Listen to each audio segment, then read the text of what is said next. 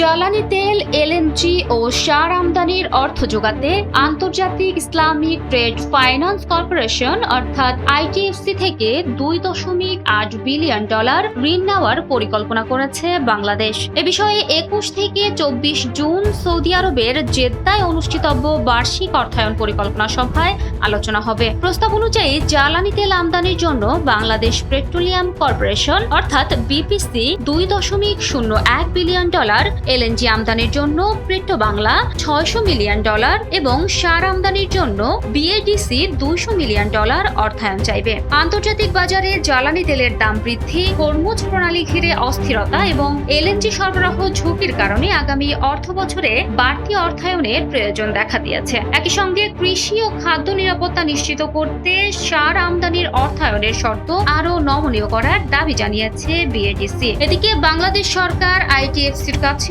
মোট অর্থায়ন সীমা বাড়িয়ে $3.5 বিলিয়ন উন্নীত করার প্রস্তাব দিয়েছে। 2008 সাল থেকে এখন পর্যন্ত বাংলাদেশের জ্বালানি নিরাপত্তায় আইটিএফসি প্রায় $21.77 বিলিয়ন সহায়তা দিয়েছে।